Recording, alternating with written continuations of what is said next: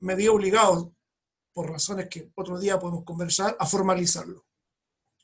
Y un capítulo, una sección entera de ese libro, que es la última, está dedicado a un aspecto que es fundamental, creo yo, y es la discusión acerca de conceptos importantes que permitan mejorar el debate, que permitan generar un intercambio de opinión informado que redunde en una mejor cultura de montaña en nuestro país. Sé que estoy siendo un poco teórico, pero de eso se trata. Y hay varias ideas que estaban dando vuelta en torno a eso, y la que le da el nombre a esta actividad hoy día es la que me pareció más importante, porque creo que realmente es un error. Por supuesto tengo que mostrarlo y de eso se trata. Rodrigo, disculpa que te Sí, interrumpa. Ya puedes subir tu... Ya tienes el control para poder compartir pantalla. me encanta el control. Veamos si funciona esto.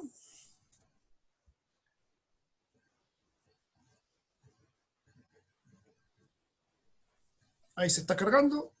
Tengo un computador a cuerda, así que Con manivela. como nivela. Andrés, ¿tú ves algo? Sí, se ve, yo por lo menos la veo completa. Y te, ¿Ves y te veo a ti también, que eso está Perfecto. bien, perfecto. Entonces lo que estaba hablando recién es que esto va a durar solamente 20 minutos, que esta era la parte donde les comentaba que yo estaba consciente que no podía abusar de la paciencia de usted y tratar de hacer esto bien dinámico. Y luego venía la introducción del tema que la noción del montañismo seguro es una que yo considero un mito y que tuve que, producto del esfuerzo de este libro, tuve que formalizarlo y surgieron de ahí varios pensamientos, varias nociones que quería compartir con todos ustedes. Esa es la parte que ya la hablé. Y todo esto parte, ya entrando en materia, es lo siguiente. Voy a hacer una vuelta bien larga, así como cuando a un niño uno quiere que coma la comida y le juega con el avión en la cuchara, así dando una vuelta larga. Ok, vamos al mismo esquema, voy a tratar de argumentar mi caso para llegar a la consecuencia que quiero compartir. Y dentro de eso está la noción que modificar el ambiente es nuestra respuesta como especie a la demanda evolutiva por sobrevivir. Nosotros modificamos el ambiente. Y esta idea es tan intuitiva que ni siquiera pensamos en ella. O sea, para nosotros es lo innato. A donde vamos, tratamos de modificar el ambiente para protegernos. Esto yo lo resumo en una sola palabra, que es control. Control es todas aquellas acciones que nosotros como especie realizamos sobre el sistema con el fin de protegernos. Eso es. Una palabra súper común, pero que aquí tiene un significado especial. Control es pavimentar un camino tropero. Control es establecer normas del tránsito. Control es promulgar leyes, por ejemplo, de protección social. Son esfuerzos que nosotros hacemos por tratar de proteger en este caso, a la población, en el caso de las leyes. Ahora, yo soy el primero en advertir que decir que nosotros ejercemos control sobre el ambiente es solamente una utopía. No voy a ser tan arrogante, ni estoy transmitiendo, no quiero transmitir esa idea que nosotros tenemos el control de los eventos, porque eso no es así. Generalmente es lo opuesto. Regularmente no tenemos control de nada, pero para tratar de avanzar en esto, cada vez que digo control, se entiende que es el intento de control, es un anhelo nuestro por tratar de ejercer control. Ahora, esto no garantiza nada. Sé que estoy siendo todavía muy conceptual, lo vamos a ir aterrizando de a poco. Es decir, bajar a una estación del metro en una ciudad nos permite protegernos del clima. Lo podemos hacer en la noche, porque abajo está iluminado, incluso está protegido del viento, y esperamos por el carro en un lugar del andén donde no seamos arrollados. Pero eso no significa que exista la posibilidad que suframos un accidente. O sea, de nuevo, es solamente un aumento en las chances de nuestras probabilidades. Las leyes del tráfico son un buen ejemplo de esto también, porque existen y nos permiten aumentar nuestras chances, pero no garantiza que no podamos ser atropellados. O como en el caso de esta fotografía, se abre un hoyo y un auto caiga ahí y hasta ahí no llegamos. Es un aumento en nuestras chances. El tema es que ya un poco entrando en materia de lo que es nuestra actividad, claramente nosotros nos movemos en escenarios que son distintos a estos que acabo de mencionar, donde pareciera ser que no tenemos ningún grado de control, o mejor dicho, no queremos ejercer ningún tipo de control, más bien somos especies de pluma en el viento. Esta existencia de distintos escenarios lleva a buscar un criterio que nos permita clasificarlos. De eso se trata. Y en ese sentido, el criterio utilizado es el grado de intento de control que nosotros como seres humanos intentamos ejercer sobre el sistema. El grado del intento de control. En el cual, entonces, yo no sé si se ve el mouse, Andrés, o el cursor, ¿se ve, cierto? Quitar audio. Sí, se ve perfectamente. Perfecto, ya. Entonces, en esta gráfica se intenta representar exactamente eso, el grado de intento de control que nosotros tratamos de ejercer sobre el sistema. En un extremo está el orden, que es donde uno ejerce control infinito. Es decir, donde no existe ningún tipo de incerteza, no existe ningún riesgo, es todo asegurado. Por supuesto, es un punto hipotético. Y al otro lado está control cero, aquel punto donde es el caos absoluto, que también probablemente no existe. Y entre ambos está la línea donde uno se mueve, o digamos, donde existen distintos escenarios, con los espacios controlados estando más cerca del orden, los espacios salvajes más cerca del caos. Y la frontera entre ambos obviamente es difusa, porque hay demasiadas excepciones, hay muchas situaciones mixtas.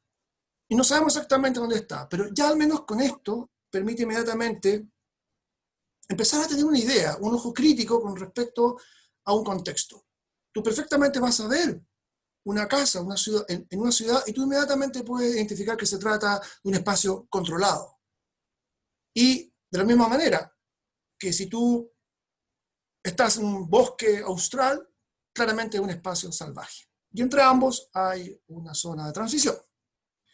Es importante tener en cuenta que esta idea esta dicotomía entre espacios controlados y espacios salvajes no es acerca de urbano versus rural. Es decir, no es que estemos hablando de ciudades y estemos hablando de campo, porque el criterio es el intento de control, el anhelo de querer controlar. Entonces, en ese caso, una parcela de agrado, que puede tener bosques o que puede tener árbol y pasto, es claramente un espacio controlado. De la misma manera que actividades que parecen o que tienen el rótulo a veces de extremas, o no, que se realizan en lugares donde hay desniveles, ríos, bosques, son espacios controlados. No hay que engañarse. Es decir, uno de los más clásicos, en mi opinión, es el canopy. El canopy es un espacio controlado, que tiene riesgo, pero ese es otro tema. Pero es un espacio controlado. Tú vas de aquí para allá, subes por aquí, bajas por acá. Se supone. Chernobyl es un buen ejemplo de un espacio salvaje que está ubicado en una ciudad. Bueno, dejando de lado que se trata de controlar el tema de la radiación, claramente uno podría, si quisiera, podría vivir ahí y no puede pretender nada. Ahora, hasta aquí he sido súper conceptual, creo que la parte más teórica de toda esta pequeña conversación, y muchos de ustedes se están preguntando hacia dónde apunta esto. Bueno, el primer punto es que se trata, cuando hablamos de cultura de montaña, que en mi opinión no existe en Chile, o que es tan poca que es como que no existiera, uno de los puntos es que precisamente uno debe ser capaz de debatir, debe ser capaz de contar con nociones que le permitan después mantener una conversación ilustrada cuando hay que debatir temas concretos. Este tema de la separación entre espacios controlados y espacios salvajes permite que la gente pueda...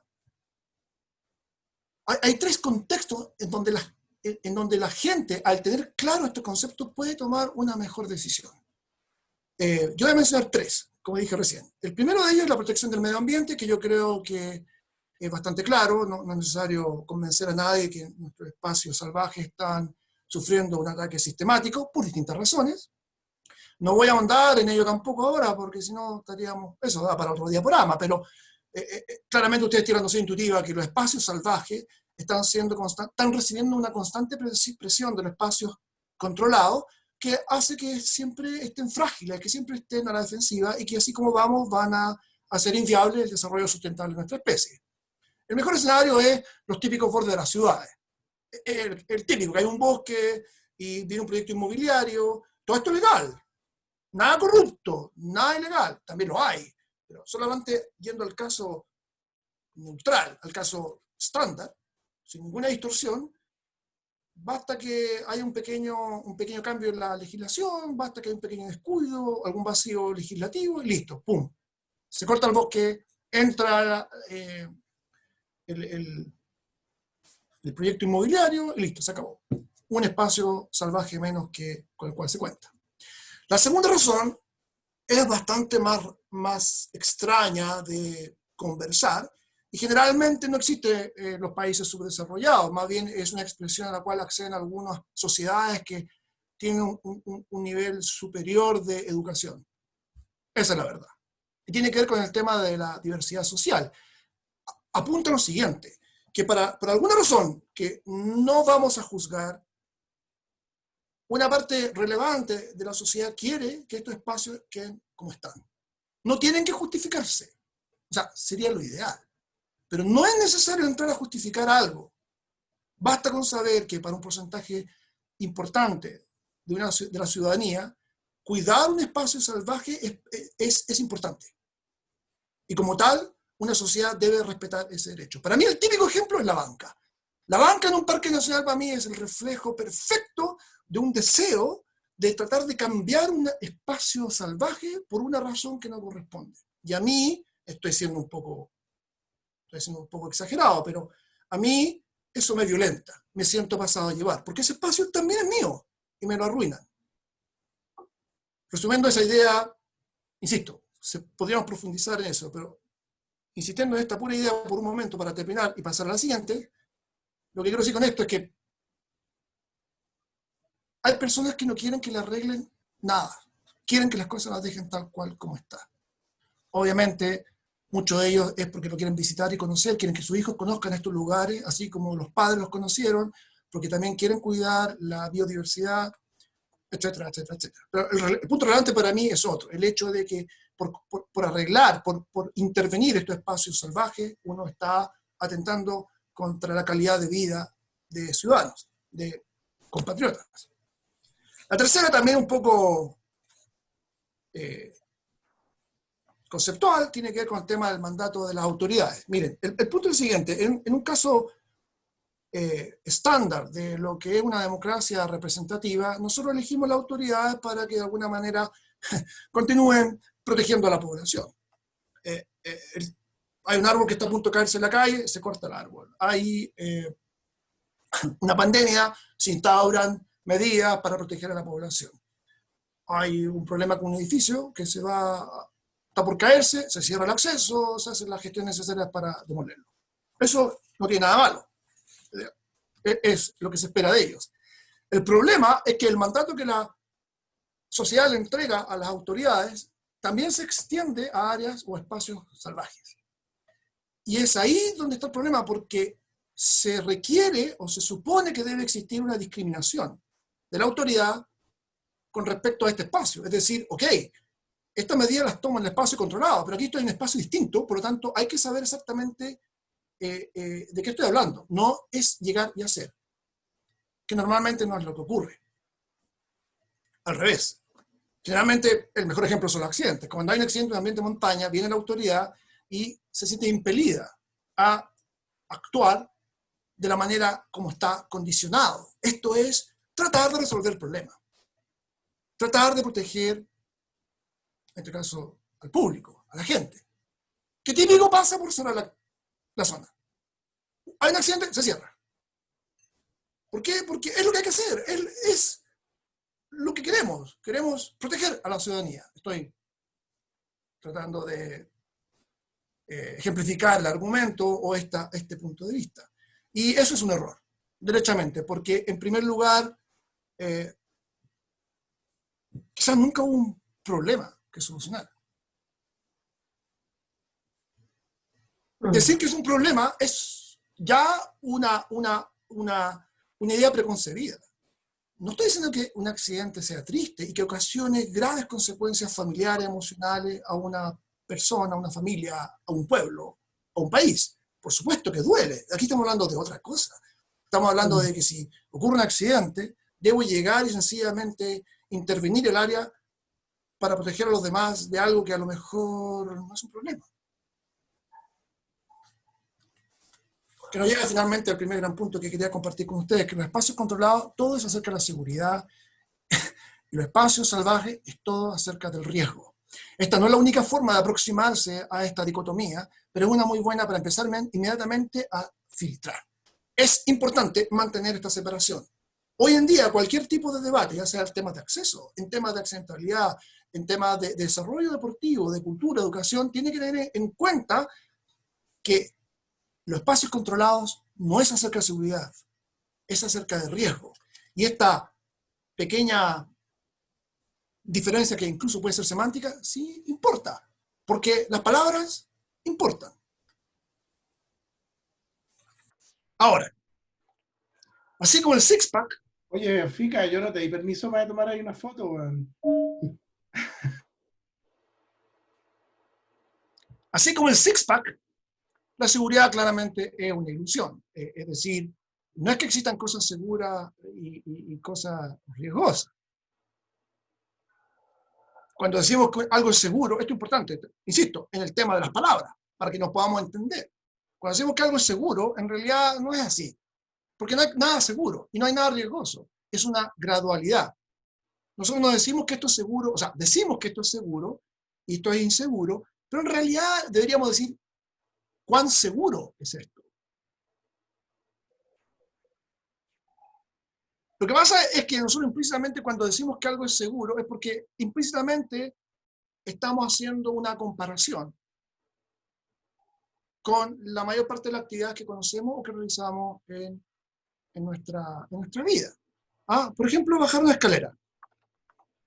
Bajar una escalera probablemente mucha gente diría no es riesgoso o es seguro, pero en el fondo lo que queremos decir con eso es que, mira, bajar una escalera probablemente es mucho menos riesgoso o mucho más seguro que el 90% de las actividades que yo realizo en la calle, cuando ando en moto, por ejemplo. Esto es importante porque el lenguaje simplifica, pero no debemos confundirnos. Entonces, cuando alguien dice esto es seguro, esto es inseguro, lo que está tratando de decir es que el resto de la actividad está más cerca del orden o del caos. Aclaración que era importante para llegar a lo siguiente. Este esquema es muy parecido al anterior y tenemos acá al lado izquierdo el orden, al lado derecho está el caos, y esta línea representa un poco la línea de vida, que es por donde nosotros nos movemos durante nuestra existencia, que está representado por esa figura. El riesgo, entonces, lo podemos definir como qué tan alejados estamos del orden, o mejor dicho, qué tan cerca estamos del caos. Mientras más cerca del caos estemos, más nos arriesgamos. El problema es que hay un punto donde nos arriesgamos tanto que entramos a la zona de daño. Y no nos engañemos, todos sabemos lo que eso significa. Es un instante donde claramente nos dimos cuenta que metimos la pata, que desearíamos poder retroceder al tiempo para no haber dado ese movimiento más, ese paso más. No se puede. Nadie sabe dónde está la zona de daño, ahí está tu criterio. Pues bien,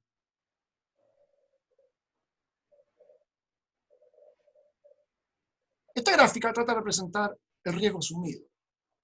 El riesgo asumido es un esfuerzo que la persona hace por tratar de decidir cuánto riesgo está dispuesto a asumir. A la manera de una pértiga, que se mueve y se desplaza a mi voluntad entre el orden y el caos. Que sea yo quien decida cuánto riesgo quiero yo asumir. Este concepto es fundamental para poder entender muchas cosas que se dan en nuestra actividad, aunque también existe la sociedad, riesgo financiero, riesgo educacional, pero lo que es lo nuestro es algo del cual a mí siempre me molestó que no existiera, que casi todas las explicaciones de la accidentabilidad no se tomaba en cuenta el hecho de que, no todos los casos, pero en algunas ocasiones el resultado era sencillamente porque la persona sabía de los riesgos, pero estaba dispuesto a enfrentarlo. Uno de los grandes aportes que yo realmente entrego en el libro, puede estar equivocado, pero una de las cosas de las cuales me siento orgulloso es la del riesgo asumido, que espero que ojalá pueda de una vez por todas entrar en la agenda para comenzar a conversarse.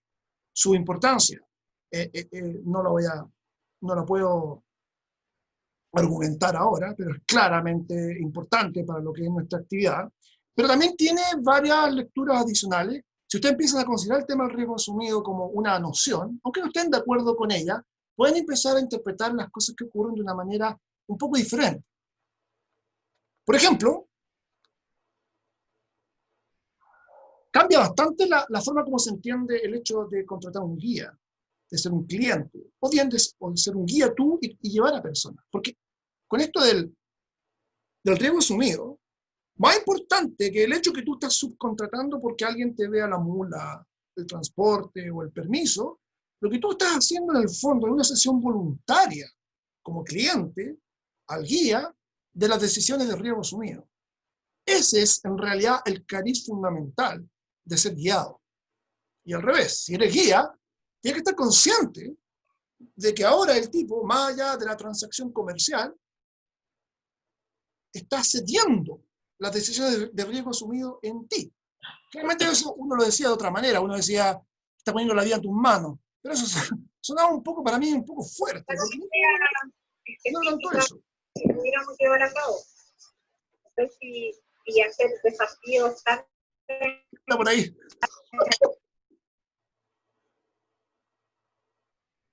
La otra es el tema de las actividades militares que también se desempeñan en montaña y es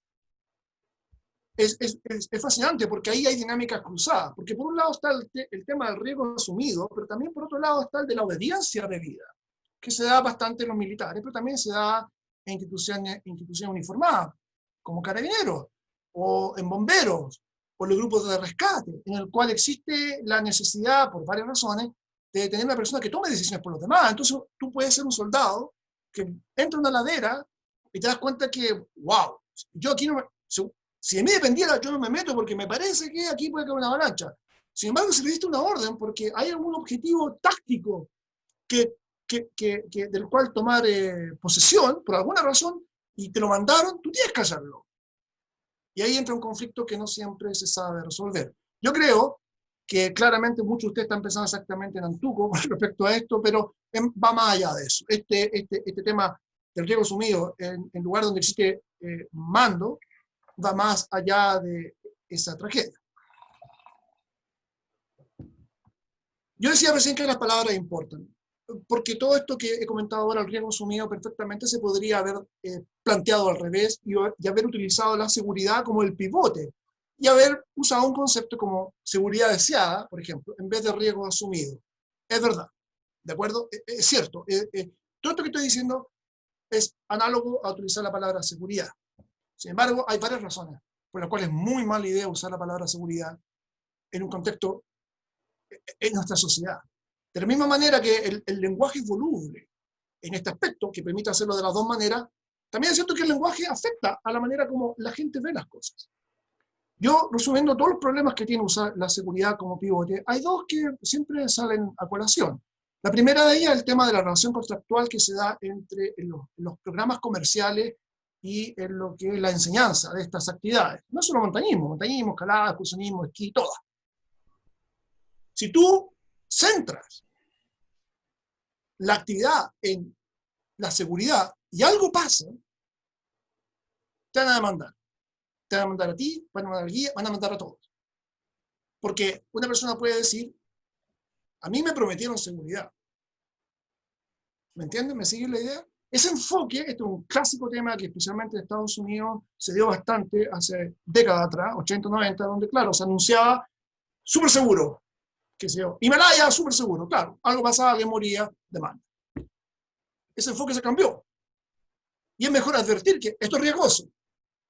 Y después, obviamente, se usan palabras educadas para tratar de dar esa idea, pero nunca prometiendo seguridad. Yo sé que este aspecto parece ser así como medio un argumento menor. Pero no olviden que cuando hablamos de montaña, una parte relevante de nuestra actividad se basa en educación y en circuitos comerciales. Nuestro club, el Club Alemán, usa y tiene cursos. Yo hago cursos. Todos estamos en este mismo aspecto y tenemos que tener mucho cuidado con el uso correcto de las palabras. Hay una segunda razón. Llevo ya como 25 minutos, así que estamos más o menos bien. Es que la palabra seguridad, aunque no queramos, involucra decir que está libre de daño. Eso no lo defino yo, da lo mismo lo que yo opine, da lo mismo lo que debatamos acá. Si tú hablas de seguridad y utilizas esa palabra en lo que es el lenguaje común y corriente de la gente, todos van a entender que ahí no hay daño, todo ahí que no hay riesgo. Ojalá no fuera así, ojalá los seres humanos fuéramos robots y pudiéramos entender que no, si seguridad no significa libertad, no es así.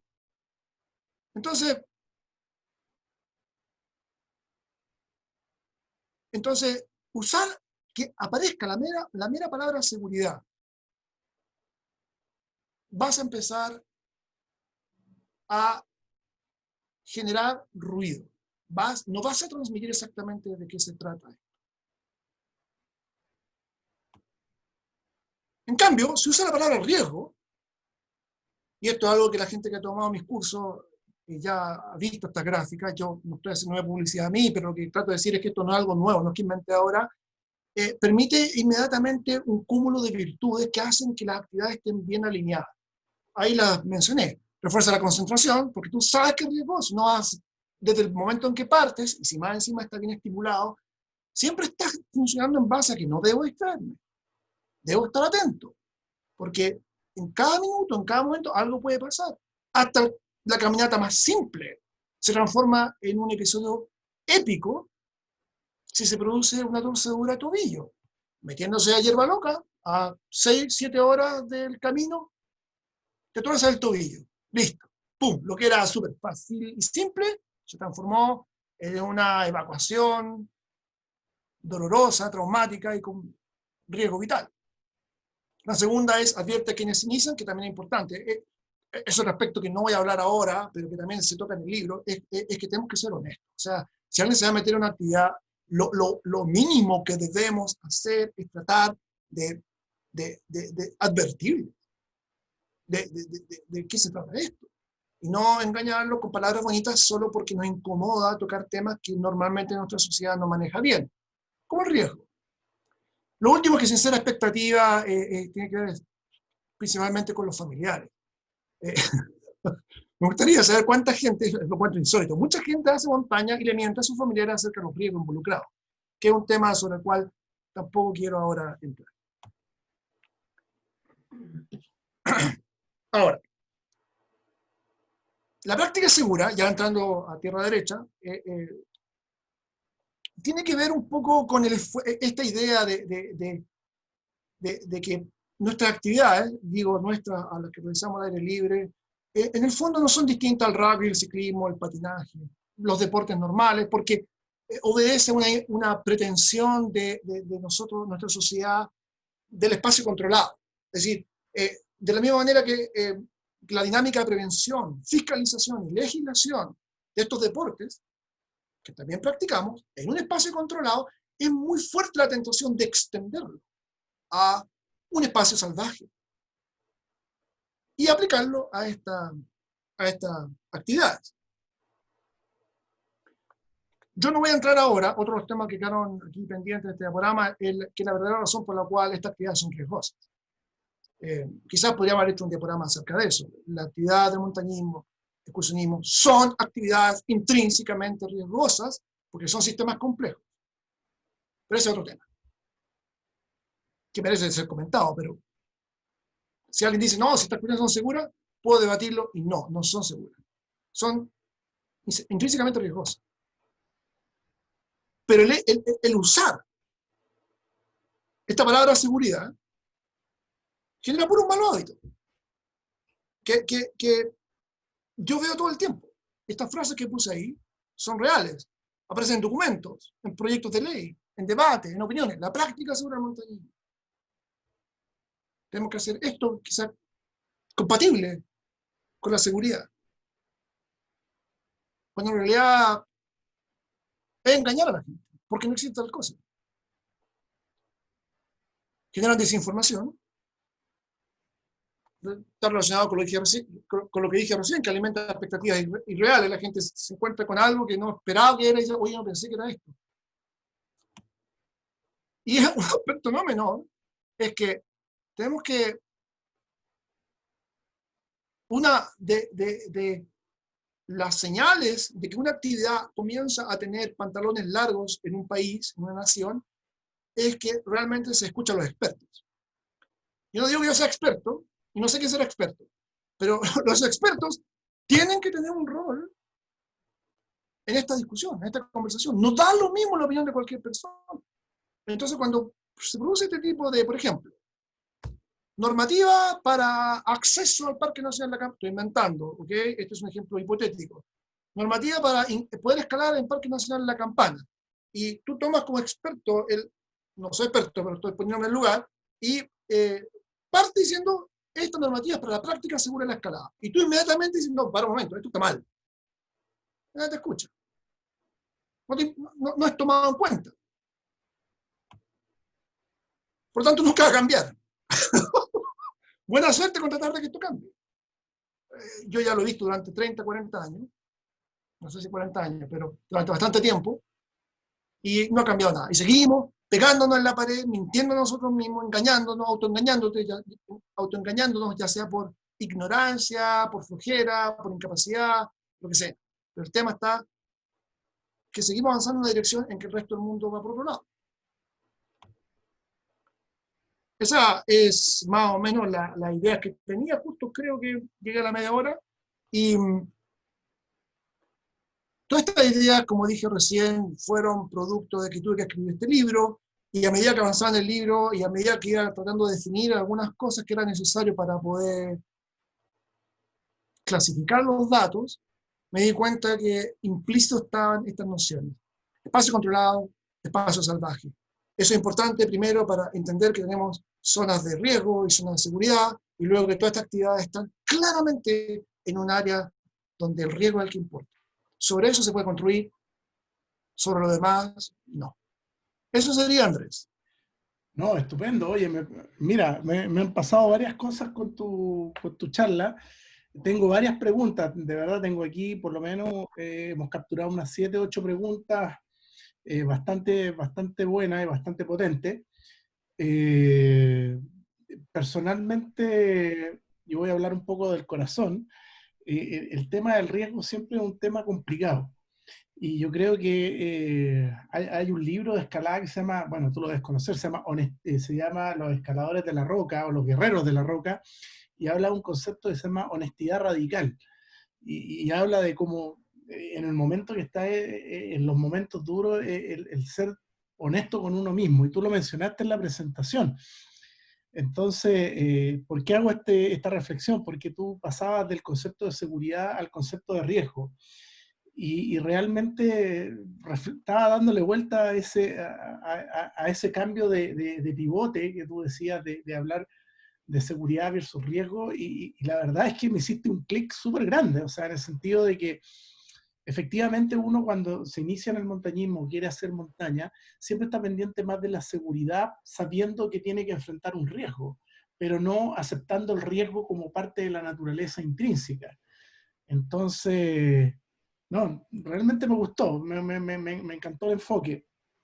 Entonces, pero, yo entiendo de que está plasmado en todo, esto es como una conclusión de lo que tú has hecho, ¿no es cierto? Claro, en rigor, no, el libro para mí refleja la última parte, que se llama Reflexiones, refleja bastante bien este tema, porque ahí claramente, si bien es cierto que no es muy largo, me doy el trabajo de argumentarlo bien, y está estructurado en 5 capítulos conceptuales y los otros que son prácticos, pero los de hoy día eran claramente conceptuales. Eso está el tema del espacio controlado, espacio salvaje. El tema del riesgo asumido, 2. El tema de la complejidad, que estas actividades son sistemas complejos y que por eso son intrínsecamente riesgosas. El tema del análisis ex post, es decir, en la medida que se van avanzando estos temas, tú empiezas a aterrizarlo y te das cuenta que muchos de los análisis de accidentes que se hacen en Chile son absolutamente equivocados, sesgados y sin ningún tipo de objetividad. Y están normalmente llenos de errores, llenos de no sé cómo llamarlo, distorsiones. Pero, No solo los análisis de accidentes que se hacen, que una organización hace, sino también las conversaciones que nosotros hacemos. Y la última, la quinta parte, es gestión de riesgo, que aquellas personas que tienen algún vínculo con, por ejemplo, el mundo industrial, pueden un poco entender que me estoy refiriendo al hecho de contar con un modelamiento de los riesgos que nosotros podamos utilizar en nuestras actividades. Esos son los 5 temas que me vi obligado a tener que desarrollarlo, justificarlo, documentarlo, y una vez que terminé dije, ok, creo que aquí tengo algo. Insisto, puede que esté equivocado, pero creo que esto es algo que de una vez por todas en nuestro país, porque en otras partes se hace, pero en nuestro país, nada. Y una vez por todas tenemos que empezar a conversarlo para, insisto, iniciar un debate, o mejor dicho, mejorar el debate y que esta vez ya sea informado. Oye, precisamente aquí Pedro Valdés me está haciendo esta pregunta, ¿ya? Y la pregunta va en esta línea. ¿Cuál es la dinámica del libro? ¿Es un relato o desarrollo de todo lo sucedido en cada accidente o tu libro va enfocado a una filosofía de riesgo? El libro es autocontenido, en el sentido que si tú tomas el libro y no tienes idea de lo que se trata, te va a explicar exactamente qué consiste. Eso es lo primero que quiero comentar. Es decir, si alguien, bueno, claro, ya lo compró, pero se argumenta específicamente por qué el libro es lo que es. El libro no necesita que yo lo explique, primero. Dado eso, ahí cuento que lo que yo quería escribir primero en el libro, al final no pude. Yo quería primero escribir análisis de casos, que es lo que generalmente lo que la gente más quiere saber. Pero en el proceso de tratar de documentar eso, entendí que no había datos. No había datos. Insólito. Ningún tipo de datos. Obviamente había algunos esfuerzos, pero nada formal. Entonces cambié el foco y dije, ok, el primer paso, perdón que repita esto como loro, pero es que es importante. El primer paso para debatir es contar con datos. Si no tenemos datos, no estamos hablando sobre el aire, en el aire. Entonces, para responder la pregunta de Pedro, creo, el libro está estructurado en 4 partes, donde la más importante es la segunda, donde está el listado de todos los accidentes fatales que han ocurrido en Chile, desde el año 1900 a la fecha, orientado a los hechos. No hay estudio de casos, no hay interpretación, no hay evaluación, no hay búsqueda ni de negligencias, ni de culpabilidades.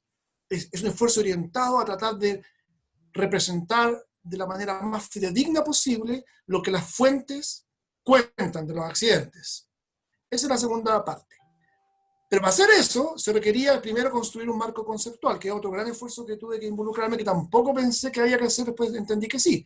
El marco conceptual es definir, ok, ¿qué montañismo? ¿Qué accidentes voy a recopilar? ¿Los de Chile? ¿Los chilenos? ¿Qué pasa con los cerros limítrofes? ¿Y qué pasa con Antártica? Si hay un escalador chileno que muere en Estados Unidos, ¿debe estar incluido o no? ¿Y haciendo qué? Etcétera. Eso es la primera parte. Como tenía los datos, también dije, ok, creo que sería bueno hacer un análisis estadístico para responder las preguntas más básicas que la gente siempre se está haciendo. ¿Cuánta gente ha muerto? ¿Dónde ha muerto? ¿Haciendo qué? ¿De qué nacionalidad? Y así. Cuando terminé eso, me di cuenta que necesitaba una parte más para poder justificar las decisiones del marco conceptual. No les voy a mentir. Justificar que estas actividades son riesgosas. Porque si no hacía eso, el marco conceptual tambaleaba. Esas son las 4 partes en las que está el libro. Marco conceptual, datos, estadísticas, reflexiones. Estupendo. Mira, hay varias preguntas respecto al libro, pero las quiero dejar un poquito para el final, para centrarnos un poco en la conversación, en quizás los conceptos. ¿Ya? Que a los que me han preguntado por el libro, que tengamos un poquito de paciencia, por favor. Acá hay un tema que levanta Cristian Puente, que es bien interesante. Una acordada, por ejemplo, debería tener una misma sensibilidad ante el riesgo, idealmente. Absolutamente. Me adelanté. Absolutamente. Pero termíname la pregunta, perdón. Sabía que era una pregunta. Mira, absolutamente, buena pregunta. Y generalmente las cordadas que cuando nosotros decimos que esta cordada está afiatada o tiene más experiencia, es porque han iniciado un camino en que intuitiva e implícitamente han llegado a un acuerdo. ¿Ah? No necesitaron de una conversación, pero sería bueno conversarlo. Y muchas veces no se hace, a veces uno llega y sale con cualquier persona sin ni siquiera tocar este tema importante.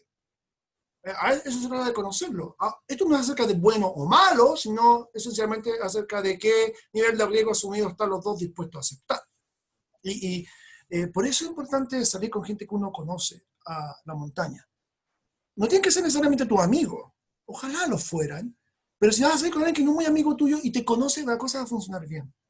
Ahora, claramente pueden empezar a imaginarse todos los descalabros y peleas que han habido muchas veces en ciertas salidas entre amigos, porque muchas veces uno quería devolverse y otro no. Y todo eso era un tema de riesgo asumido. Y la típica, no, ¿sabes qué, compadre? Yo tengo hijos, tengo mi señora acá, así que yo hasta aquí no me llego. Y otro Gil le dice, tarao, ¿y ahora me lo venía a decir? Bueno, ahí tiene un problema, un ejemplo clásico de falta de comunicación y conversación. Qué buena. Es que efectivamente, la otra pregunta que tenía Cristian, que eran dos en una, digamos, es que, en tu opinión, ¿qué piensas tú sobre los montañistas? Si son aversos o más temerosos del riesgo. Que es una buena pregunta, Buena pregunta. en el fondo, sobre lo que tú dices en cuanto a dónde nos posicionamos frente al riesgo. Porque siempre te dicen, ¿no? Oye, mira, que ustedes son más arriesgados y mi madre a mí me dice, oye, tú haces locura de repente. Y yo le digo, no, la verdad no son tan locuras. Y ahí me voy a enlazar a una pregunta que tengo yo para ti. Pero te dejo el micrófono para el tema de Cristian. Mira, el tema de averso, esa parte tendría que pensarlo un poquito para responder así como para estar convencido de lo que digo, porque no lo había pensado desde esa manera. Creo que también está relacionado con el tema del miedo, que es otro gran tema. Y Sí, que, absolutamente. claro, porque en el fondo la gente que mira, todo es gradualidad. Yo puedo ser averso al riesgo según una persona que a lo mejor tiene una alta capacidad de resistir el estrés y poder, bueno, tú sabes a qué me refiero. El punto es del miedo es que puede tener personas que son muy aversas al riesgo, por lo tanto, cada vez que entran a la montaña o entran a un circuito o a una actividad, entran con miedo y aún así son capaces de sobrellevarlo. Porque para ellas, esas personas, el desafío es precisamente luchar contra su miedo. Yo sé que hay muchas frases cliché en este tipo de cosas, pero esta es cierta. Realmente, esto es acerca de cómo resolver el miedo. Esto lo dije en otra parte, no me acuerdo dónde fue. El miedo nunca va a desaparecer, cosa que se ve mucho en la escalada. Típico que veo, oye, yo no quiero tener miedo cuando estoy escalando. Siempre da miedo. Si ese no es el tema es cómo vas a lidiar con eso. Entonces esa parte no se lo puedo responder a Cristian porque no la he pensado mucho, pero claramente sería interesante ver cuál es la relación entre estos temas. Claro. Todo esto es relativo, además, porque... No, mira, yo precisamente quiero tomar ese tema porque a mí me pasó algo, y, a ver, en la historia un poco, no me las quiero dar de bacán, ni de galáctico, pero a mí me pasó una historia que me marcó harto en este tema del miedo, y mira, y muy cortita, y aprovecho también, hacía un poco de terapia también, que es la siguiente, mira, muy corta, un amigo me invitó a volar, estábamos almorzando y me invitó a volar porque él tenía un avión. Y nos metimos para el cajón del Maipo, ¿ya? Y nos tocó unas turbulencias gigantescas por ahí, por el Cerro Diablo, por el Valle del Valdés, el Diablo, que tú conoces bien, el Corona, toda esa zona, nos metimos y dimos toda la vuelta, y después salimos por Farellones. Y cuando bajamos, yo venía histérico, porque realmente yo no estoy acostumbrado a volar, y sobre todo en aviones chicos y con turbulencia. Donde Claro, con turbulencia. no, fue terrible. O sea, otro día te cuento con una botella de vino, te cuento la historia, pero... Y le pregunté, oye, ¿estuvimos en riesgo o no estuvimos en riesgo? Y fíjate que la respuesta que él me dio me marcó, y va muy en la línea con lo que estamos hablando. Me dijo, mira Andrés, yo llevo 20 años volando. Y me dijo, mira, si yo hubiera llevado 5 años volando, te habría dicho, sí, estábamos en un peligro tremendo. Pero fíjate que yo llevo 20 años volando y la verdad es que sí, era una situación, no te voy a decir que la situación fue fácil, pero dada la experiencia que yo tengo y la experiencia que he vivido, te digo que era gestionable. Así que es relativo, me dijo. Y esa frase me marcó porque yo la apliqué un poco al montañismo y estamos hablando del tema del riesgo. Entonces, ¿cómo lo ves tú eso? Aplicado al tema de la seguridad en montaña y al tema del riesgo, de cómo uno lo percibe, dada la misma experiencia que uno tiene en la vida, cuando va practicando y se va haciendo más experto y va saliendo de esa zona de confort. Creo que el consejo más importante que puedo dar y que aplico a mí, o he tratado de aplicar a mí, es el de conocerse a sí mismo. Otra frase, cliché. Uno nunca tiene que engañarse a sí mismo. Si después se lo comunica a alguien más, es otro problema. A lo mejor no conviene compartirlo, pero no te engañes a ti mismo. Entonces, si tú te das cuenta que tú realmente eres una persona que tiene mucha aprensión a ciertos temas, el miedo, y que se expresan cosas como la oscuridad, que ahora ni lo conversamos, pero yo recuerdo que en mis tiempos era un tema en la familia, nadie, porque yo no hacía actividad al aire libre. ¿Cómo uno reacciona ante la oscuridad? Y uno va descubriendo. Ya, me estoy yendo por las ramas, pero quiero decir que te das cuenta que te afecta esto, otro. Bueno, eso no es lo mismo que lo que le pueda pasar a otra persona. Entonces es algo súper subjetivo. Siempre nos enfocamos en el logro objetivo, por supuesto, en lo que es la faceta eh, deportiva, atlética de esta disciplina, lo cual está bien, pero probablemente hay muchas otras historias increíbles en lugares que quizás no son tan famosos de personas que han logrado sobrellevar y salir adelante. Que entre comillas es parte de la razón por la cual la historia de los uruguayos, de los rugbyistas que cayeron en la cordillera en el año 72, 73, 92, apasiona tanto, porque ellos es exactamente personas que no tenían ningún tipo de experiencia en montaña y fueron capaces de sobrellevar con un gran costo esa tragedia. Por eso inspira. Claro, o sea, precisamente aquí, mira, Rosana nos pregunta también, precisamente en esta misma línea, ¿qué factores inesperados desequilibran el control del riesgo en la montaña? Porque claro, uno se conoce a sí mismo, uno tiene una seguridad, que la frase clichés, la he escuchado también miles de veces, pero claro, o sea, hasta el final del día, uno sabe, cuando sale a la montaña, sabe que riesgo más o menos, hay un marco de riesgo al cual uno se enfrenta. Claro. Entonces, esa es un poco la pregunta, o sea, ¿qué factores? Y yo te le agregaría una colita a esa pregunta, es ¿cómo tú te enfrentas o te paras frente a eso? Eso sí que lo tengo súper adquirido. Encuentro inaceptable que nos disparemos en el pie. Eso al menos yo no lo voy a hacer. Si voy a la actividad y algo me pasa, que sea por algo que al menos esté fuera de lo que era mi responsabilidad. Que la razón y esto es personal. Yo desde mucho tiempo atrás me di cuenta que tenía que ir bien entrenado, podía ser el más lento, el más flojo, pero iba a ir entrenado. Y aún así podía ser más lento, pero iba a estar entrenado. No iba a ir deprimido, con problemas emocionales, curado, volado, fracturado, lesionado, con la mochila mal armada, sin el equipo adecuado. Y si partía y algo no se daba bien, me devolvía. Probablemente exageré, muchas veces me devolví de cosas que no debí, de verdad. Evalué mal las circunstancias, quizás fui más averso al riesgo de algunos amigos, pero ese es para mí el parámetro.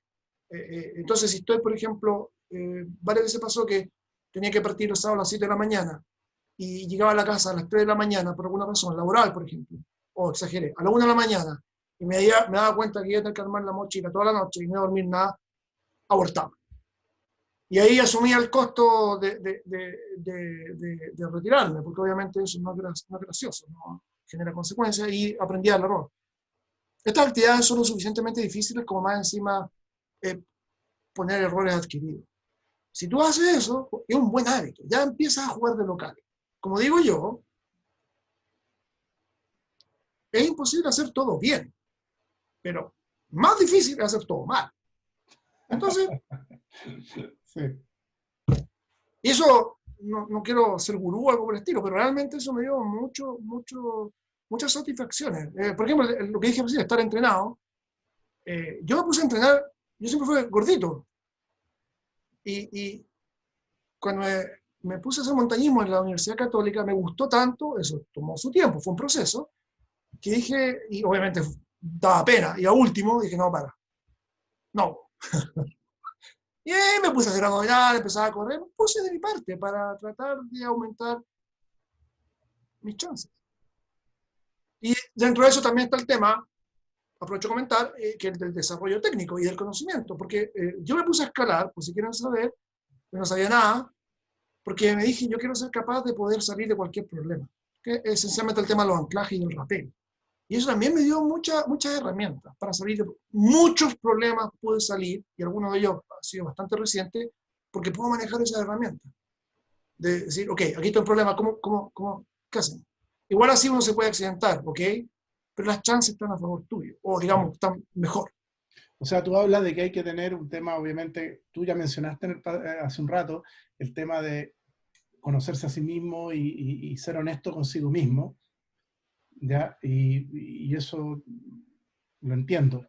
Y aquí quiero conectar a dos preguntas que es de Rosana y de Mauricio, que preguntan sobre el concepto del riesgo asumido. Que también yo he escuchado ese concepto, ¿ah? Entonces, ¿cómo ese concepto encaja dentro del mensaje que tú nos quieres transmitir? Admito que hoy día podría no haber hablado del riesgo asumido y haberme ido directamente al tema del espacio controlado, espacio salvaje, la práctica segura, ¿ah? Pero creo que era importante porque permitía entregar una visión más integral de esto. En el caso del riesgo asumido, es muy fácil. Creo que aquí lo tengo, dame un segundo, lo tengo escrito. Y Rosana también, perdona, y Rosana también, un poquito más abajo, me pregunta, o te pregunta a ti directamente, algunos ejemplos de los riesgos asumidos en montaña. Claro, al tiro. Veamos las dos cosas. Por ejemplo, con respecto a lo primero, que es algo más genérico, el riesgo asumido ayuda a entender lo fundamental que es mantener una evaluación constante y lo más precisa posible de los riesgos que se están enfrentando, como parte de un sistemático esfuerzo para, y aquí viene lo central, jamás perder la iniciativa en la toma de decisiones. Que seamos nosotros, y no el destino o el azar, el que proponga cuán cerca o lejos debemos estar de los extremos de esta hipotética línea. Que nunca claudiquemos en la pretensión de tener un rol activo, aunque estemos en circunstancias medio pasivas. Si voy cayendo en un avión al mar, claro, no hay mucho que hacer. ¿Ah? Es una pretensión de que ojalá en cada problema diga, ok, vamos a bajar por acá. Y a lo mejor igual te equivocaste, y eso va a dar un corte, y quizás, ¿qué va a ocasionar? Un corte de roca, por ejemplo. Pero fue tu decisión en base a lo que tú decías. Eso en general. En particular, un ejemplo concreto. El típico ejemplo es un récord de velocidad en plomo. Obviamente hoy en día la influencia del trail running es fuerte y además el plomo se ha hecho mucho más espacio, menos salvaje, más controlado, lo cual significa que se hace regularmente, pero retrotraigámonos algunos años más atrás, cuando el sendero no estaba tan bien armado, cuando había menos penetración urbana, o sea, había menos andarivel, etcétera, etcétera, etcétera. Intentar el plomo por el día era complicado, porque no había refugio, no había gente, etcétera. Entonces, si tú estás en Santiago y dices, mira, ¿sabes qué? Yo quiero hacer el plomo por el día. Me quiero proponer, ponte tú, 15 horas. ¿Ok? Entonces, como voy a tener que irme rápido, voy a decir qué cosas llevar. Y vas tomando decisiones micro con respecto a cómo lo quieres enfrentar. Entonces, la típica es decir, no llevar crampones. ¿Por qué no llevar crampones? Porque resulta que el 90% del tiempo es un sendero o es pedregal, y la única parte donde vamos a usar crampones así, pero necesariamente es el cruce glaciar arriba. Te Estoy aviso, exagerando tal vez. sí, te aviso Siendo- que ya no existe. Ya pues, Ok, pero tú tomaste decisión abajo, en Santiago, y dijiste, estoy tomando este riesgo, no voy a dar crampones, sé lo que significa, y aún así lo voy a hacer, porque lo necesito para poder cumplir este objetivo. Me meto, subo corriendo, llego a la parte glaciar y me doy cuenta que está hielo pulido. Entonces ahí tú tienes que ser capaz de decir, ok, me devuelvo. ¿Por qué? Porque yo todo lo construí en base a un conjunto de supuestos, y aquí uno no se dio. Sería una estupidez ahí en ese instante meterse con hielo. Porque te diste cuenta, ¿te das cuenta que tienes control de la situación? O digamos, intento control. Yo decido si me meto o no, pero para un momento, no, pues, yo abajo dije voy a ir liviano, para subir más rápido, no llevo crampones, pero aquí lo necesito, ok, la condición cambió. Es un buen ejemplo, creo. sí, efectivamente. Y precisamente lo linkeó con otra pregunta de Beatriz, la Bea Delgado, que te pregunta, o más que nada hacer una reflexión sobre el tema de la aversión al riesgo, porque tiene mucha relación con el concepto de riesgo asumido. ¿Ya? Hay mucha gente en la montaña que dice, yo por mi naturaleza soy aversa al riesgo. ¿Ya? Entonces, dado que soy averso, no me expongo. ¿Ya? Y en realidad no es tanto un factor de externo, no un tema que está en la montaña, sino que como yo soy averso o yo tengo una cierta percepción de riesgo, yo no me meto donde no me llaman, por lo tanto siempre estoy en una zona de, entre comillas, una zona de confort. Por lo tanto, esto del riesgo no es tanto para mí. ¿Cómo lo ves tú eso? En lo que es mi experiencia, nunca me preocupé de ponerme rótulos. Eh, Nunca me cuestioné si era bueno o malo, si era averso o no. Solo sabía que quería hacer algo y me traté de mejorar cada día más, nada más. Perfecto. Quiero insistir en eso. Esto lo puedo contar ahora con lindas palabras, pero antes era sencillamente una sensación. Y efectivamente hay gente que a lo mejor es aversa al riesgo bueno, y que, y que eh, no sé si está cómodo o no con eso. Probablemente parte del error es catalogarse como algo. Entonces, si alguien aversa al riesgo, pero quiere una parte y le da miedo, bueno, ¿qué va a hacer al respecto? En lugar de decir, no voy a ir porque soy averso al riesgo. Es, no quieren ir porque les da miedo y el miedo es algo que no pueden controlar, o no quieren ir porque efectivamente hay un riesgo real ahí, en cuyo caso el miedo es una herramienta, es una defensa importante. ¿Dónde? ¿De qué se trata? Entonces, de nuevo lo mismo, es conocerse a uno mismo. Yo el consejo, así como amigo, siempre, muchos alumnos llegan y dicen, mira, ¿sabes qué? Yo te digo al típico me dicen, ¿sabes qué? Te digo al tiro que a mí me da vértigo la altura. Me da vértigo, me da vértigo.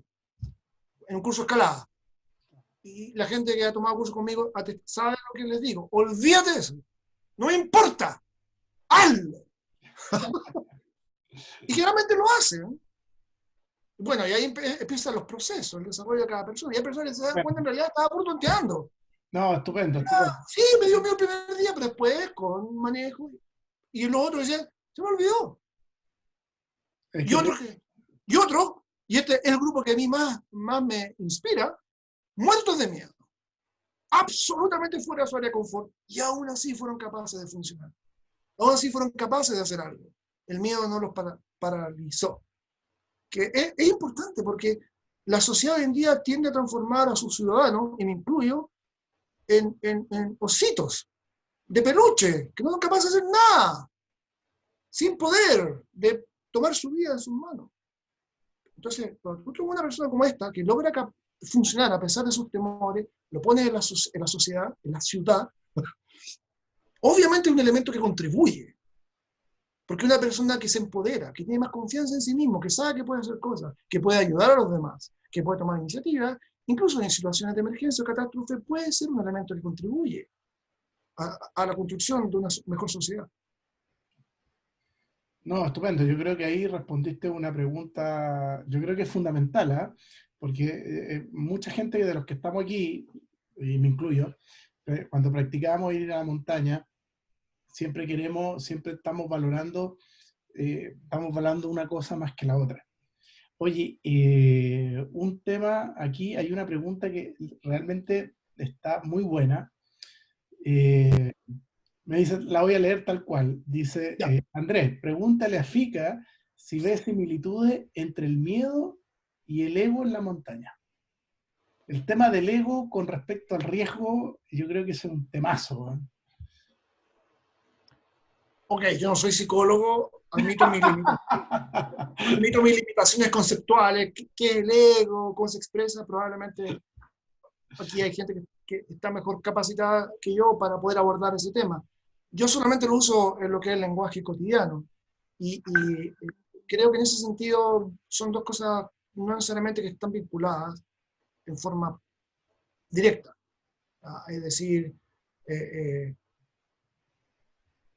una persona que tenga mucho ego y le dé miedo, ante eso puede responder de varias maneras distintas. Van a haber personas que lo van a negar, van a mentir porque tienen mucho ego, pero otros que van a decirse que mi ego no se ve, no se ve debilitado por esto, porque yo sé que puedo.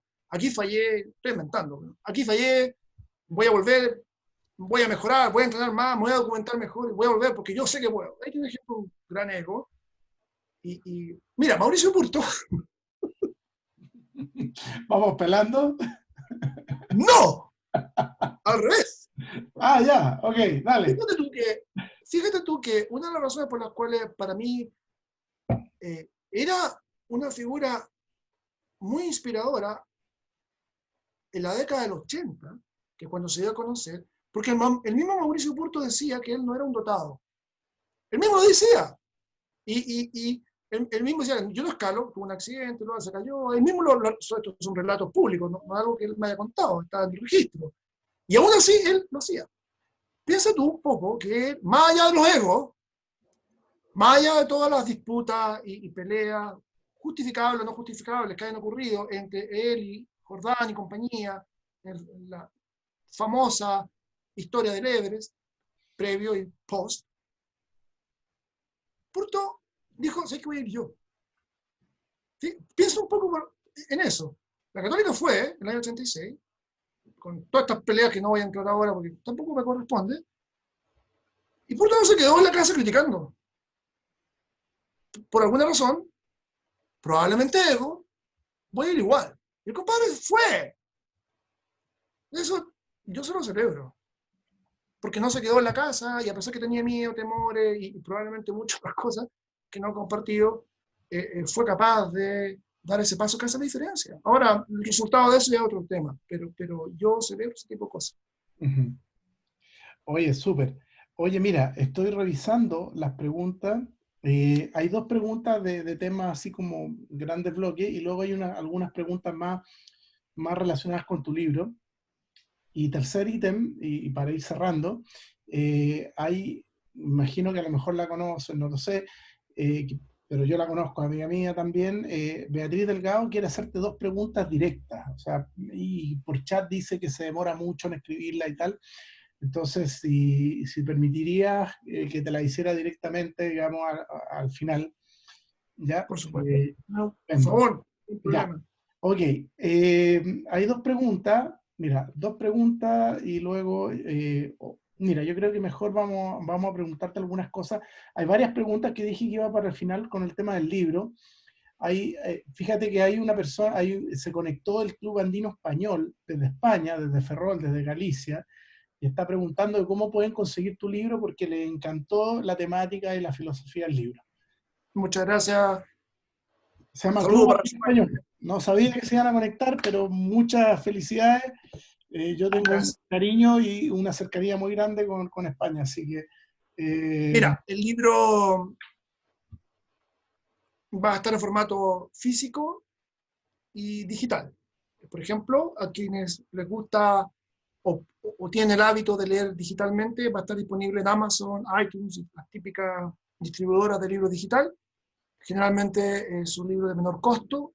Honestamente no sé cuánto va a salir todavía, pero es menor, siempre es menos. Y es el mismo libro. De hecho, muchas veces el libro digital está mejor que el físico porque sale después, algunas semanas después. lo cual significa que hay tiempo para corregir algunos errores que siempre se pasan. El libro físico son 1.200 ejemplares, cuya fecha de lanzamiento virtual es el 1 de octubre, 1 de octubre. Se me cayó el carnet. El 1. Cuando digo lanzamiento virtual, es que va a ser a través de las redes sociales, a través de Facebook, Live, a través de Instagram, a través de Zoom. De tal manera de no depender de la situación de la pandemia.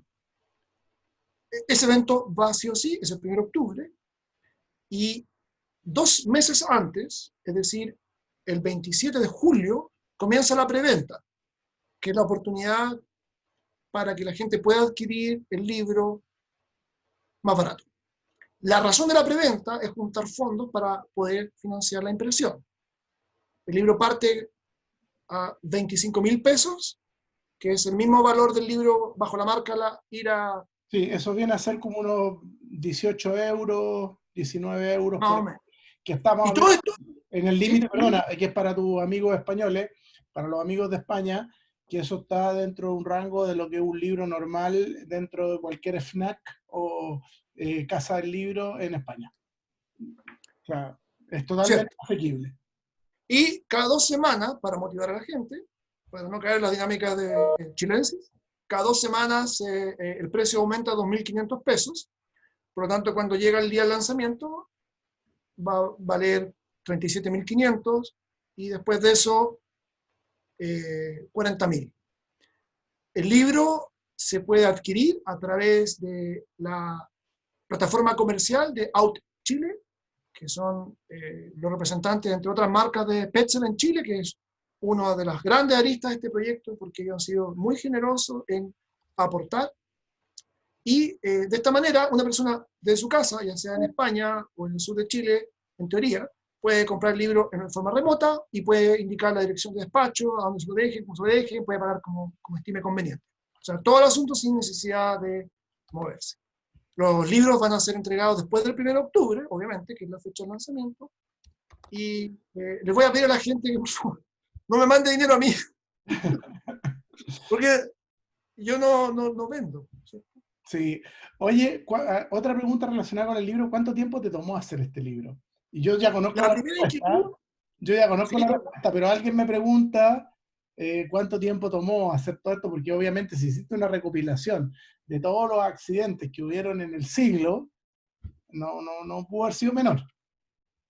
la inquietud partió el año 2001, de hecho, y el 2006, el verano del 2006 fue cuando, bueno, digámoslo así, es una idea que va recibiendo varios impulsos.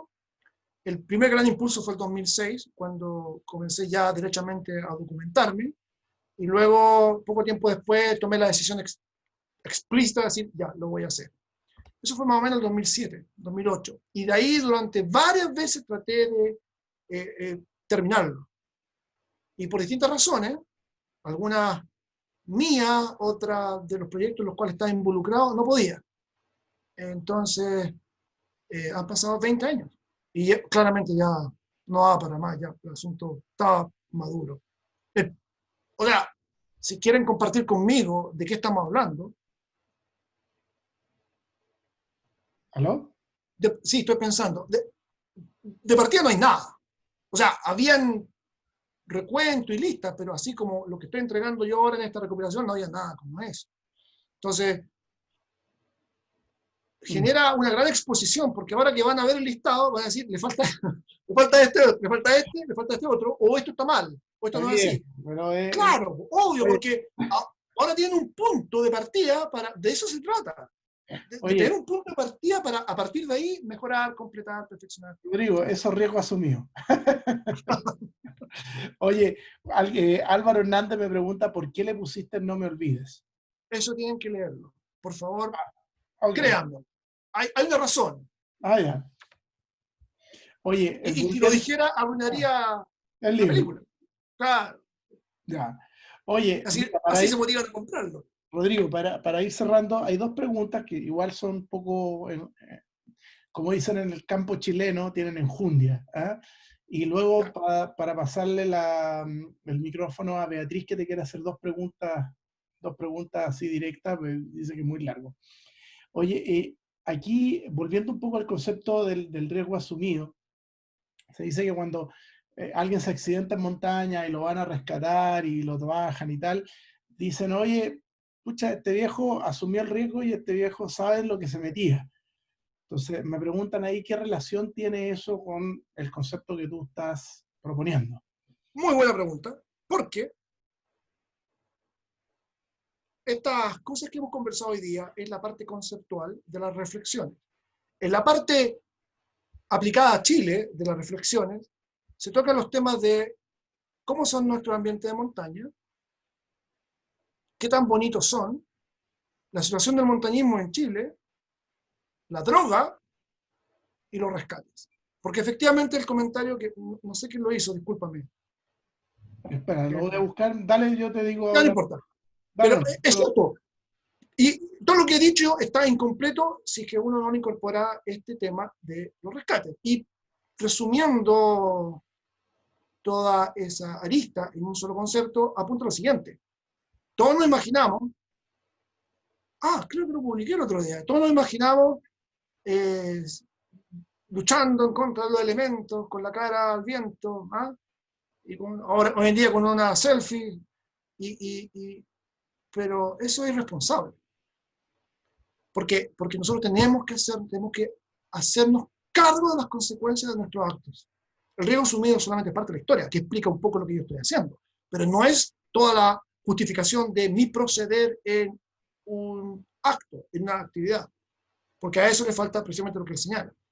¿Exactamente qué significa eso? Bueno, ahí depende, ya entramos en otro tema, que está explicado en el libro, pero en ese capítulo. Pero efectivamente, tenemos que hacernos responsables de las cosas que hacemos. Si no, es un irresponsable.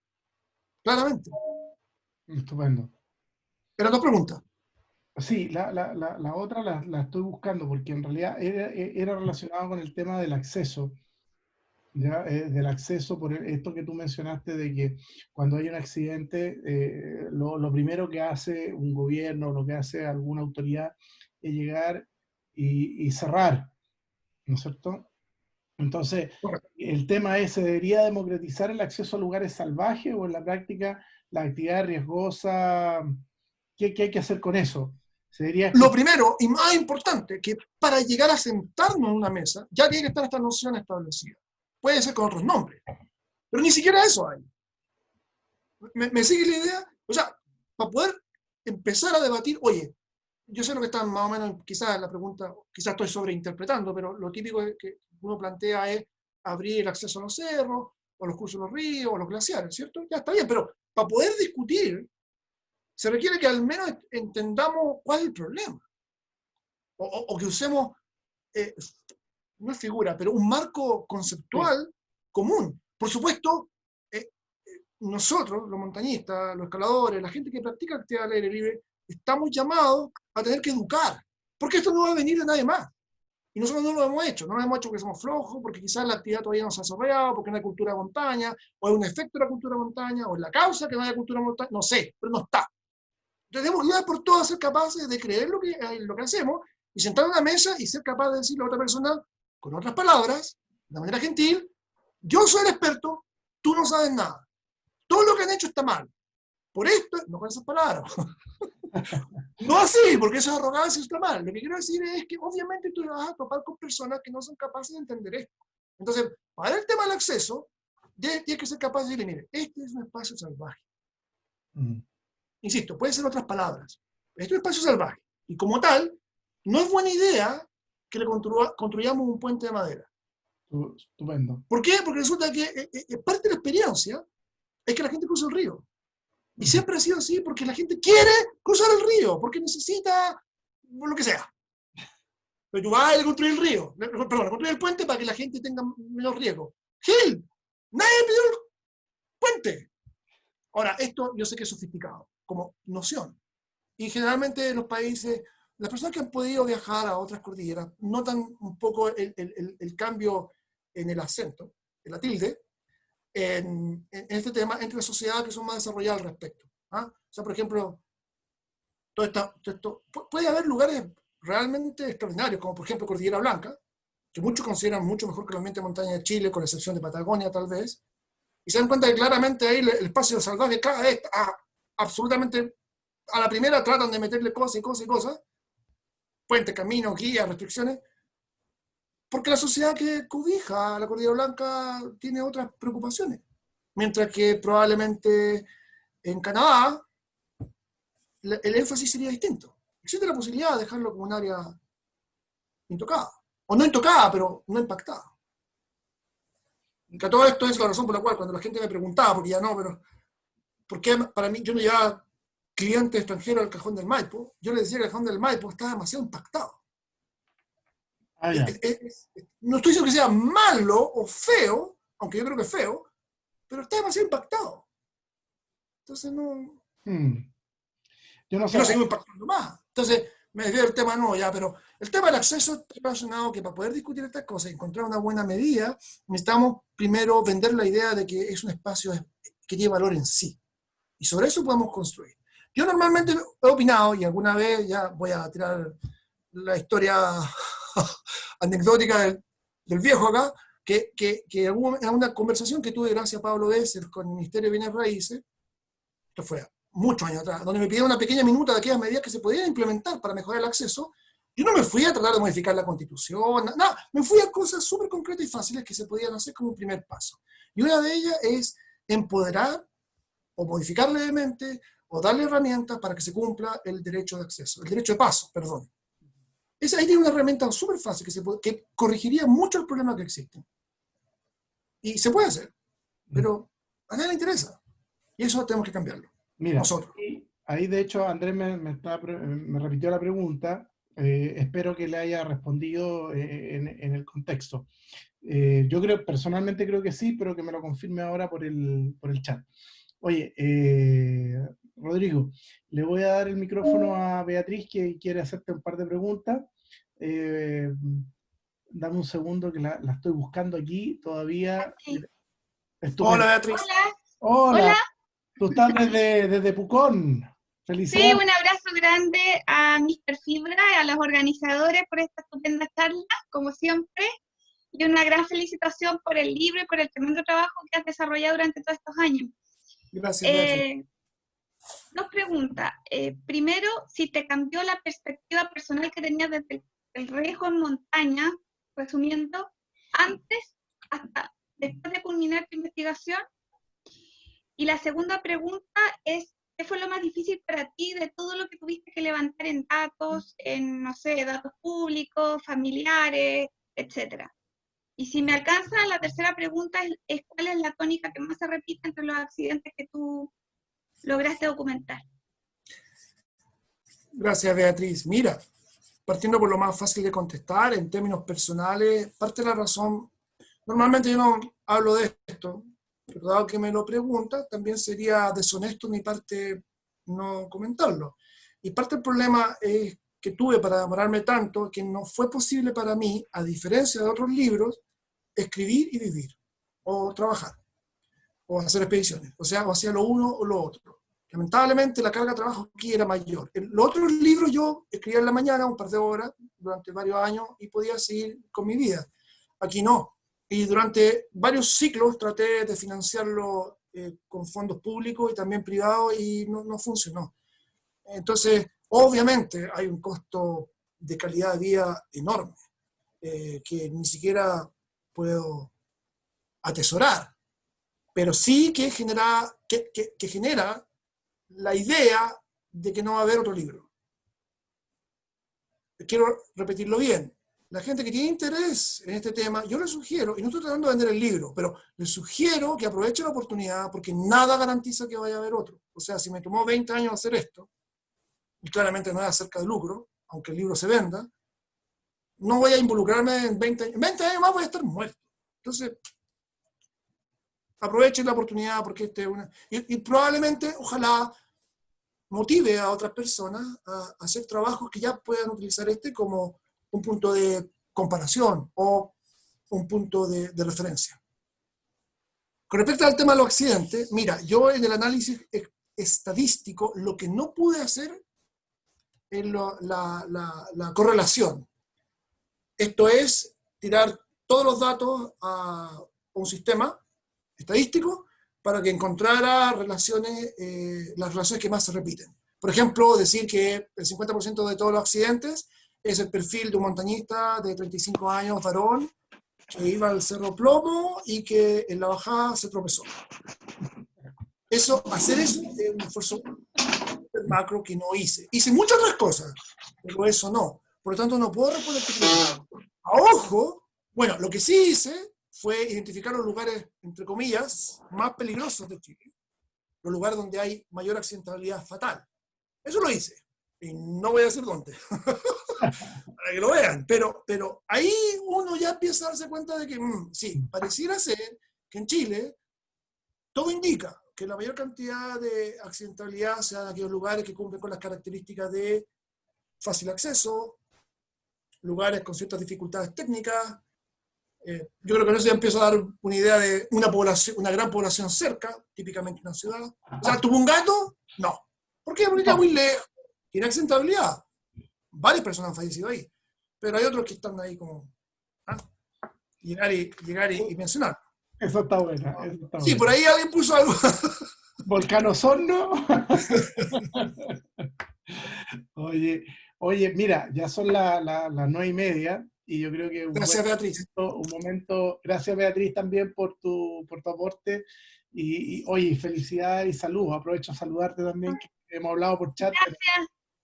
Y un abrazo, Fica. Y qué rico que te hayas conectado. Oye, para ir cerrando, nada más que darte las gracias. Quiero, realmente en lo personal ha sido súper interesante. Me quiero quedar con yo lo asocié a un tema que leí hace un tiempo atrás, que es de la ontología del lenguaje de Echeverría, que habla de las palabras o el lenguaje crea la realidad. Y es una frase que me voy a sumar a lo que tú dijiste. Absolutamente. Versus riesgo.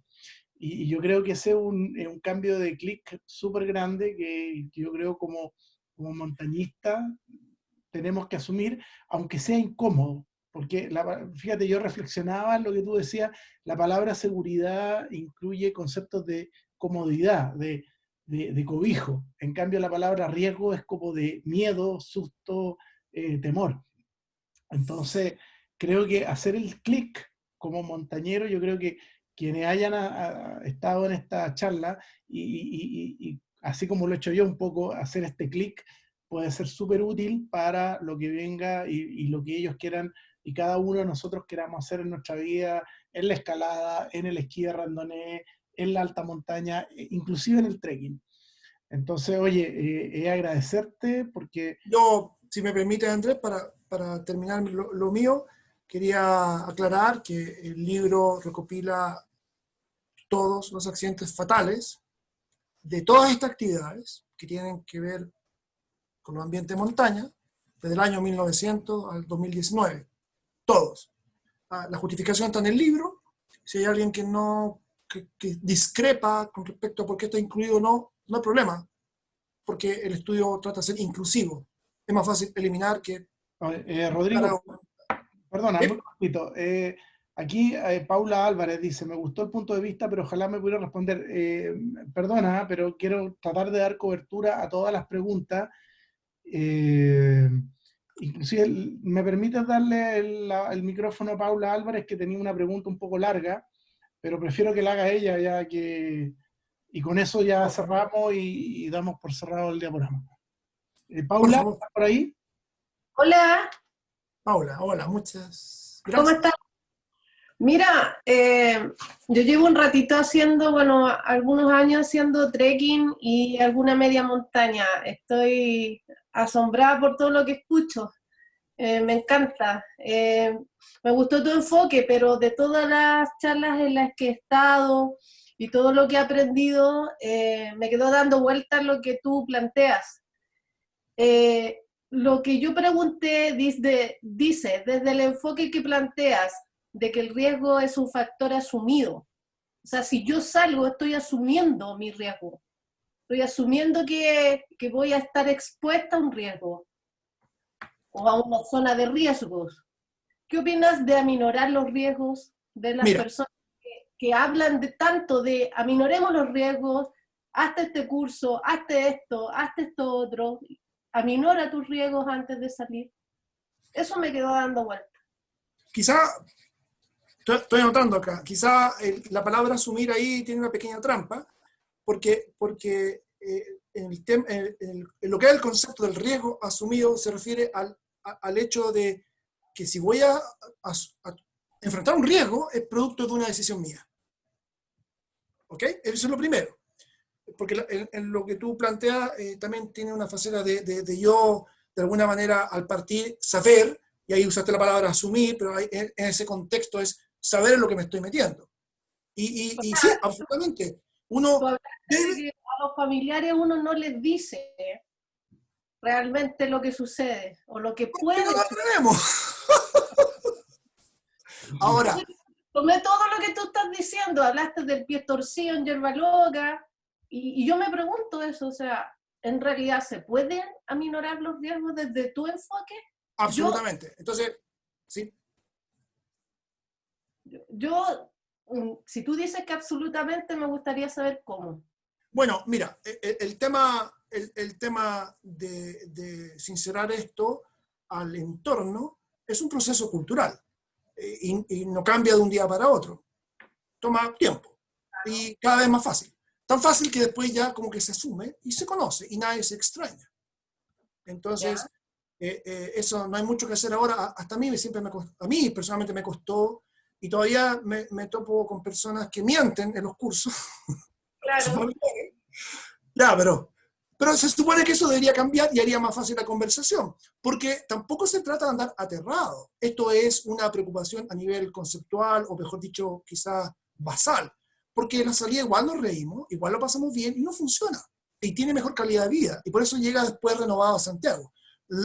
Lo que está mal es que eso sea producto de una ignorancia, como que no sé, aquí nada puede pasar. Al revés, el enfoque es otro. Puede que la acción sea la misma, pero el enfoque es decir, a nivel basal, ojo, siempre estar atento a las señales. Ustedes saben que muchas veces han habido, en la propia experiencia de ustedes han habido problemas, que cuando termina la actividad, miras para atrás y dices, mira, debía haber prestado atención cuando pasó esto. Esta persona se sintió mal tal día y yo no estaba atento. Aquí perdimos la varilla de la carpa y debimos habernos devuelto. O perdimos la varilla de la carpa y 2 días después se echó a perder la cocinilla. Y no fuimos capaces en ese momento de sopesar bien, sencillamente lo dejamos ser. Y eso no puede ser. No puede ocurrir eso. Eso de que ya que ocurra así como que pasivo. No. Todo lo contrario. Siempre activo. Claudio Lucero precisamente no es que me adore, pero él tenía una frase que decía que el montañismo es para gente inteligente. No sé si lo decía con ese sentido. Yo lo tomo en la faceta que hay un proceso intelectual que leí hace un rato de estar siempre atento a lo que está ocurriendo para tomar buenas decisiones. Con respecto a mejorar los riesgos, absolutamente. Siempre estar entrenado. Es importante. No tienes que ser un atleta. Pero si alguien está fumando, está teniendo una vida sedentaria y al día siguiente va a partir a la Concagua, está puro tonteando. Es una irresponsabilidad. Puede que le vaya bien, puede que no le pase nada, pero todos sabemos que es una irresponsabilidad. Hay algo que no hablé ahora, que está en el libro, que es el tema de que uno de los errores del análisis es que tentemos a juzgar lo ocurrido en base a los resultados. No quiero entrar mucho en eso porque hablaría ahora, pero resumiendo la idea, si una persona va al Ojo del Salado con zapatilla y le va bien, claro, experto. Mientras que otro va forrado en todo lo que corresponde y fallece, un tarado. No, el primero fue un tarado y tuvo la suerte que nada le pasara. Pero eso no es un ejemplo a seguir. Así que, sí, Paola, uno puede aminorar los riesgos. Lo que mencionaste de los cursos es fundamental. Fundamental. Es importante es importante seguir procesos formales de educación. En Chile hoy en día, la enseñanza del montañismo es profesional. Hoy en día, yo soy un ejemplo, pero ya no cuento, pero hoy en día hay muchos más mejores que yo, que son personas que viven, comen montaña 24/7. Son instructores profesionales. Entregan procesos docentes realmente de buena calidad. Uno puede aprender en un curso o puede aprender con alguien más. Eso está bien, pero ambos tienen que ser formales. ¿Qué es lo peor que puede ocurrir? Y con esto termino, Andrés. Sí, pues necesitamos... Lo peor que puede ocurrir. Este es el ejemplo. Oye, vamos a ir al San Gabriel. Ya, pues. pero yo nunca uso grampones. No importa, vamos, yo te enseño. Sí. Ahí está. O sea, si tú no quieres invertir dinero, porque a todos nos cuesta el dinero, o no tienes dinero derechamente para tomar un curso y quieres que alguien más te enseñe, no tiene nada malo. Pero si te va a enseñar a alguien, tiene que ser formal, lo cual significa seguir una especie de plan y que le des el tiempo a la persona para que aprenda y asimile. Y eso toma días, horas, salidas, no es de un día para otro. ¿Qué es lo que normalmente pasa? Esto terminó. Cuando otro perfil clásico, que una niña quiere aprender a escalar y el pololo le dice, yo te enseño. Y cada vez que van al manzano, el pololo le enseña a asegurar 2 minutos y después se va a escalar. Y pasa la semana y la niña no aprende nada. En rigor, si el pololo le va a enseñar, tendría que dedicarle una cantidad de tiempo a ella para que aprenda. Y eso no es una hora, son días. Bueno, algunos toman más que otros, pero eso es. Andrés quería comentar algo más, si me permite. Mira, yo... Gracias por tu respuesta. Me encantó la presentación. Gracias, Paula. Qué buena. Oye, mira, hay más preguntas, pero la verdad creo que es un momento bueno para cerrar, porque ahí me están preguntando un tipo que subió el plomo y bajó con chala. Y dice, ¿está asumiendo un riesgo esa persona? Por ejemplo, si yo, a todo esto no está de lo que voy a decir, ¿eh? Si tú dices, es que yo estoy abocado a subir las cumbres, todos los 6.000, no era así, pero era un tipo que quería subir a Aconcagua a pata pelada. Estoy hablando en serio. Entonces, si él se quiere proponer ese plan, probablemente en alguna parte va a tener que ir sin el calzado adecuado, pero eso está bien. Es su proyecto, es su idea. Que sea una mala idea o no para otra gente, ese es otro tema. Pero si va a hacer eso, lo irresponsable sería no prepararse. O sea, no asumir el riesgo. ¿Me sigue la idea? Muy buen ejemplo. A todo esto no sé si fue, pero es real el ejemplo. Andrés, yo quería para terminar, si me permite, porque si no siempre me retan, mencionar que este libro es editado por la editorial Versalita, que es esencialmente Paula Díaz, la gran amiga mía que ha estado conmigo en todos estos años editando los anteriores libros. Está también Hernán Sáez de Out Chile, que, insisto, ellos realmente han aportado de una manera que no puedo agradecer, con Jay Martínez para hacer posible la venta del libro. Agradecerle también al DAF, por supuesto, no solo por este diaporama, sino que han estado presentes. Vamos a ver si podemos hacer algo juntos. El DAF es mi club. Y a los que no son parte de él, yo les quiero insistir que es un buen lugar de encuentro una vez que la pandemia termine. Si tienen inquietud, acérquense. No tienen que hablar alemán, ¿ok? No tienen que ser rubio, ¿de acuerdo? Así que es un buen lugar para pasar un rato juntos con personas que vibran y tienen las mismas sensaciones que tú. Estupendo.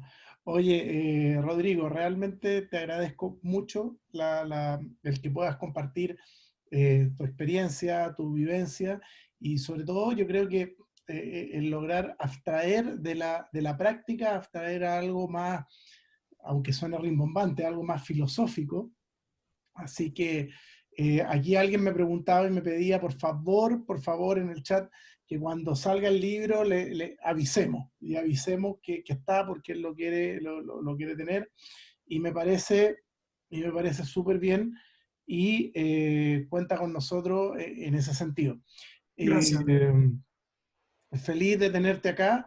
Este mismo formato de conversación, y ya un poco para pasar un poco el aviso de los diaporamas que vienen, lo vamos a tener en el plano de la escalada, precisamente para conocer a los que quieran conocer un poquitito más de qué va este tema de la escalada, los diferentes tipos de escalada, la escalada tradicional, la deportiva. Oiga, mire, yo siempre me he interesado, pero yo no conozco esta cuestión, cómo funciona. Esa es la charla para poder, o la conversación para poder entender de qué va eso. Tú eres instructor de escalada, nos hemos topado muchas veces en La Roca. Yo no he tomado clases contigo, pero nos hemos visto ahí en las paredes, digamos. Así y después de verme, decís mejor no. No, de hecho tengo una foto tuya, te la voy a mandar, una foto en palestra, que te tomé ahí subiendo una de las rutas paralelas. Yo estaba en una ruta escuela, tú estabas en una de las bacanes, pero te paraste y posaste para la foto. Así que dejo invitado, la va a hacer el DAP tiene un instructor de escalada que participa mucho, que es Gillo. Él nos va a hacer esta visión así como de la escalada en el DAP y la escalada para los que quieran conocer un poco de qué va esta actividad, de la cual se habla mucho pero se conoce poco. Y la próxima semana vamos a tener a Patricio Gana, que subió el Sicha Pacma en el Himalaya, y va a subir el Alto del San Juan, nos va a contar cómo fue su experiencia aquí, al ladito, digamos, por el lado argentino. No tengo el dato del cerro, pero es sobre 6.000 por lejos. Creo que es más alto que el Tupungato, 6.500, 6.600 creo que tiene. No, habría que verlo ahí en el handbook. Pero creo que vienen dos charlas muy interesantes. Y Rodrigo, muchas gracias nuevamente por tu aporte y por compartir parte de tu conocimiento. Muchas gracias a todos ustedes y a las personas que me escribieron ahí en el chat. Gracias a todos por esta... Aquí me están diciendo, el 6.100 tiene el Alto San Juan. Un abrazo a todos, ánimo, fuerza en este periodo, ya vendrán tiempos mejores. Y cualquier consulta adicional puede ser precisamente al DAP, a cualquiera de los correos del DAP, o a trekking.cl, que es lo que organiza estos diaporamas, y si no, ya directamente a Rodrigo. Ok, eso. ¿Ya? Gracias por todo, Andrés. Nos vemos. Nada, nos vemos, señores. Buenas noches y que disfrutemos el resto del día. Chao, que estén bien. Venga, hasta luego. Gracias, Chao, Andrés, Jaime. Rodrigo, muchas gracias. Gracias.